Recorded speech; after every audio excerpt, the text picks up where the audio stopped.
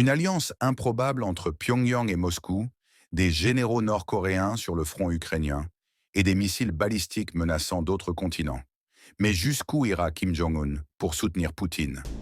Bienvenue à tous. Aujourd'hui, plongeons dans un sujet brûlant de l'actualité géopolitique qui secoue le monde entier. D'un côté, la Corée du Nord, dirigée d'une main de fer par Kim Jong-un, qui renforce ses capacités nucléaires et affiche une alliance stratégique avec la Russie. De l'autre, une Russie en pleine guerre en Ukraine, qui, selon les experts, pourrait bénéficier d'un soutien militaire nord-coréen sans précédent. Alors pourquoi la Corée du Nord tire-t-elle des missiles balistiques capables de traverser des continents? Et que signifie ce renforcement des liens militaires avec la Russie? 1. Le contexte explosif, la menace nucléaire. Nous sommes en Corée du Nord, où le dirigeant Kim Jong-un a supervisé personnellement le tir d'un missile balistique intercontinental. Ce missile, capable de parcourir jusqu'à 6000 km, envoie un message clair aux puissances occidentales. Pyongyang n'est pas à sous-estimer. Avec cette démonstration de force, la Corée du Nord cherche à montrer qu'elle est prête à toute éventualité, surtout face aux États-Unis et leurs alliés en Asie, comme le Japon et la Corée du Sud. Ce tir intervient au moment où la Corée du Nord se rapproche de la Russie. Kim Jong-un et Vladimir Poutine, bien que distants géographiquement, se trouvent dans une alliance d'intérêts stratégiques. Ensemble, ils défient les sanctions internationales et montrent une solidarité qui pourrait changer le cours du conflit en Ukraine. 2. Des alliés controversés, l'appui de Pyongyang à Moscou. La situation prend une tournure encore plus surprenante avec l'envoi de troupes nord-coréennes en Russie, dans la région de Koursk, à proximité de la zone de guerre. Non seulement cela inquiète les pays voisins comme la Corée du Sud et le Japon, mais aussi les États-Unis, qui ont récemment averti que tout soldat nord-coréen entrant en Ukraine pourrait y perdre la vie.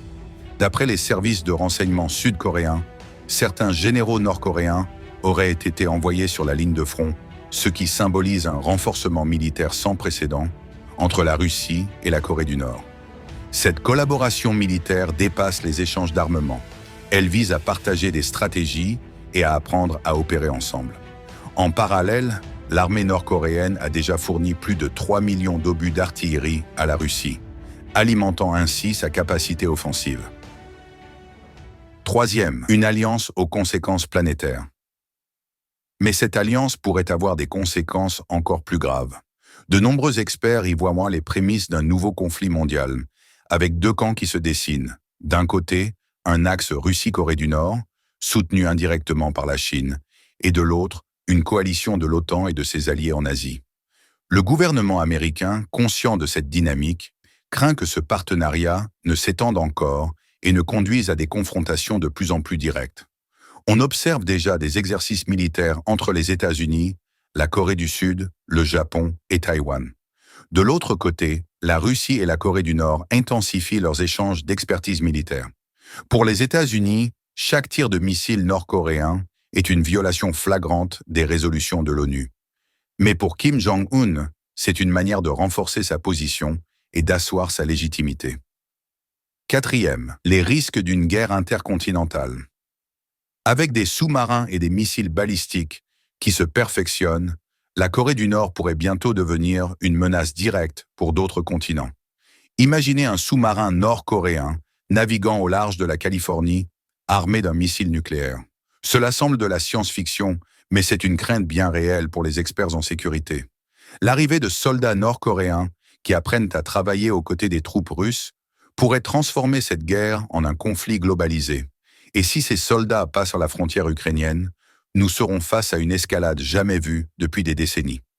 5. La stratégie de Kim Jong-un entre provocation et survie. Ce qui est certain, c'est que pour Kim Jong-un, le nucléaire représente plus qu'une arme.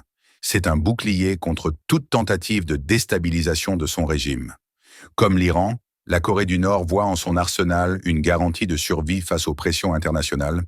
Pour Kim, abandonner le nucléaire, c'est ouvrir la porte aux menaces extérieures, voire à une intervention directe. Et ce partenariat avec la Russie pourrait lui permettre d'échanger des ressources essentielles, comme la technologie des sous-marins et des lanceurs de missiles.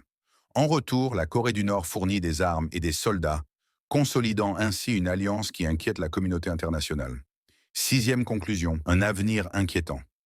En résumé, cette alliance entre la Russie et la Corée du Nord pourrait marquer un tournant dans la géopolitique mondiale. La situation pourrait déboucher sur un affrontement direct, surtout si les troupes nord-coréennes participent activement au combat en Ukraine. Les enjeux sont énormes, non seulement pour les protagonistes de ce conflit, mais aussi pour le monde entier, qui observe avec appréhension.